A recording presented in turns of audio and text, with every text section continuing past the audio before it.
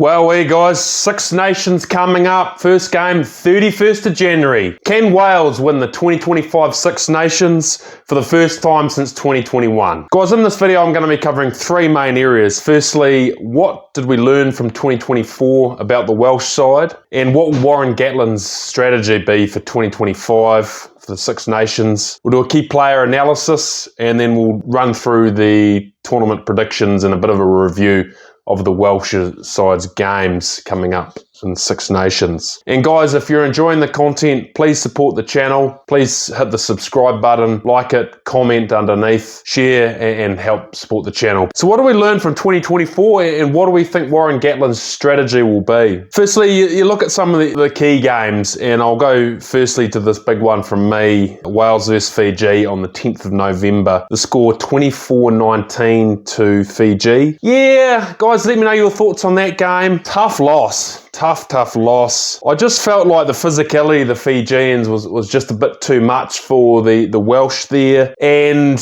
you know, particularly that Welsh side tried to impose himself defensively, but they just weren't able to really do that upon the brutally physical Fijian side. So, tough loss. And look, in years gone by, you'd expect the Welsh side to beat Fiji, but the other side is, you know, obviously with the Fijian Drua, this is a developing Fijian side, and on their day, they can beat the best sides in the world. So, tough loss there for the Welsh. The second match, Wales versus the Wallabies, November 17th last year. Oh yeah, tough day at the office. So, 52 points to 20. Wallabies won the game. Guys, let me know your thoughts on that match. From me, I just sort of thought that the Welsh were unable to really impose their physicality and shut down that space on the Wallabies. And definitely, yeah, the intensity, the speed of the game was far too fast for the Welsh. They weren't able to keep up the Wallabies. Certainly when the ball got wide for the Wallabies, they scored a number of tries. It was a field day for the Wallabies back three. So yeah, tough loss there. And then the final one was Wales versus South Africa on the 23rd of November last year, where they lost that one 45 points to 12. So yeah, look, I hate to say it, but you know, before this game, I would have put $100. I'm not a gambling man, but I would have comfortably put $100 on the Springboks to win that game. Yeah, it just showed the state and where this Welsh side was. They're a developing side, and certainly the physicality that Springbok side imposed on the Welsh was far too much. They weren't able to keep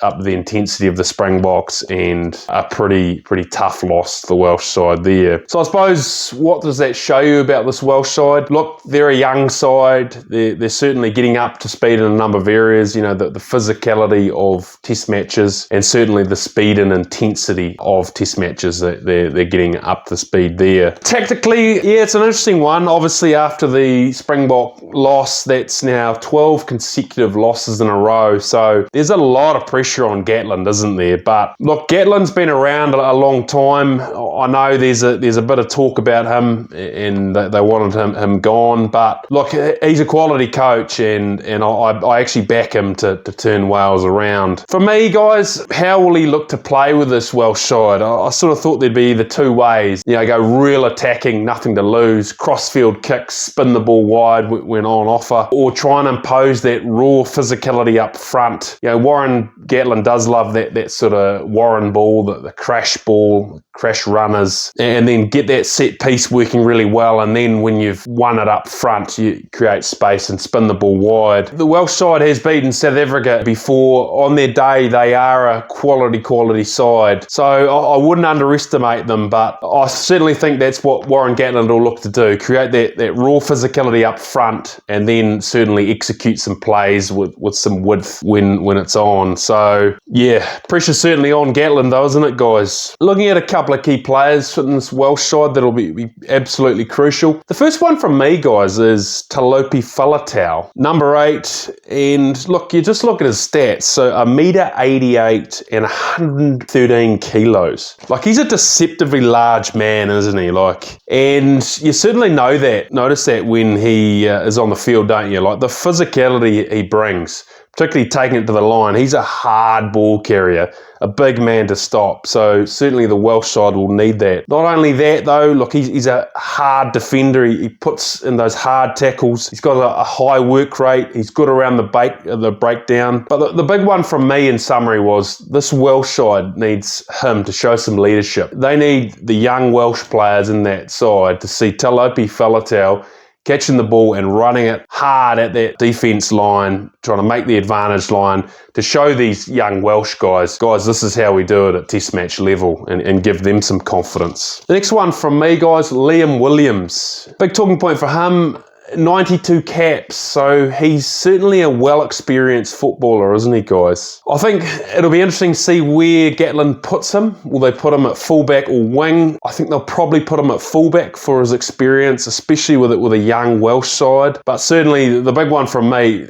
Wales need his leadership. You know, they need him guiding and barking orders at fullback or wherever he is, you know, to give confidence to that Welsh backline and Welsh side, you know, getting players in position and leading that side. And look, he's quite an attacking player, isn't he? He's quite a threat. He's quite fast and nippy, so they're certainly going to need his attacking prowess. Thomas Williams, yeah, look, he's an absolutely class player as well, isn't he, guys? 59 caps, and look, Wales need him playing well, don't they, guys? They need good accurate passing, good accurate kicking. He's quite good at sniping that breakdown, you know, picking the ball up and then having a little dart for the breakdown, and ultimately he is going to be absolutely key to driving that Welsh attack. For them to do well in the Six Nations, they're going to need to accumulate points on attack, so it's a good opportunity for him, and also to show some leadership with those younger players in this Welsh side. Looking at the Six Nations tournament for this Welsh side, jeepers, spicy tournament, isn't it? So we look to round one. Wales is playing France on the 31st of January at the Stade de France. Wowee. France in their home turf. It doesn't get any tougher, does it, guys? Tough battle, but, you know, you'd almost say Wales have nothing to lose. You know, it's pretty obvious the Welsh are not going to be favourites for that game, playing France, such a classy side, with this Welsh side on a 12-game losing streak. But certainly if the Welsh can match them physically, you know, they're going to need to take on that huge French forward pack. They're going to need to shut down Antoine Dupont. So physicality and accuracy at the breakdown will be key. And look,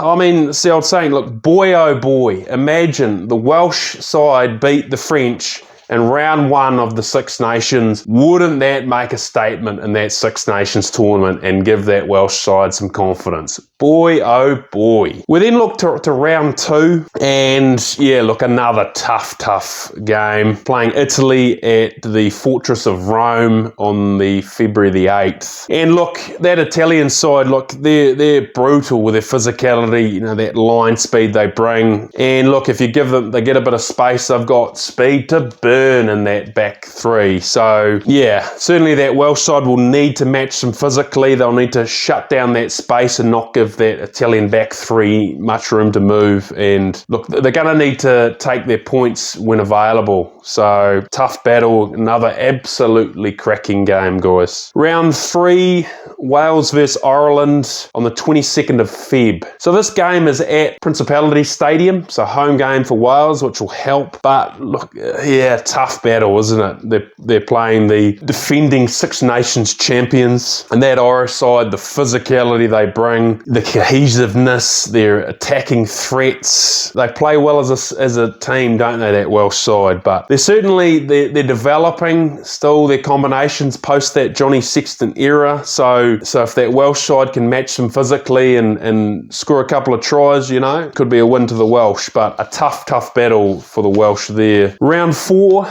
Wales versus Scotland. So that's on the 8th of March at Murrayfield. So that'll be a good game. Away at Murrayfield, so the Scots will be tough to beat away. Certainly the big thing with the Scottish side, the physicality they have up front with a number of their good loose forwards, speed to burn out wide, and then Finn Russell at the driving seat at first five. So yeah, that Welsh side, they're going to need to be physical, take it to the Scots, Scots, shut down that space, impose some pressure on Finn Russell, and look, they're going to need to score a couple of tries and accumulate some points to beat the Scots. So another absolutely cracking game in the Six Nations. Then, boy, oh boy, we look to the final game. Wales versus England at Principality Stadium, a home game on the 15th of March. Whew. Now, I know my time living in Wales, like the Welsh, they rival the English pretty hard and they love beating them. So I'm sure they'll absolutely train the house down for that week. They'll raise an arm and a leg for that match. I'm expecting the physicality in that game to be absolutely brutal. The Welsh will need to get in the face of the English side, put some pressure on the likes of Marcus Smith, shut down their space with their back three, accumulate some points, and yeah. But look, it is a home game for Welsh, so that'll help them. But yeah, another cracking game to finish off the Six Nations. Guys, let me know your thoughts on the Wales Six Nations campaign coming up. Will they win the Six Nations this year? You know, who do you think are their key players? How do you think Warren Gatland will play? What sort of style of rugby do you think he's going to operate with the Welsh? And guys, if you have any other comments about the Welsh side coming up for the Six Nations tournament, please add that in the comments. Please hit the like button, subscribe, and feel free to share it with other people. Cheers.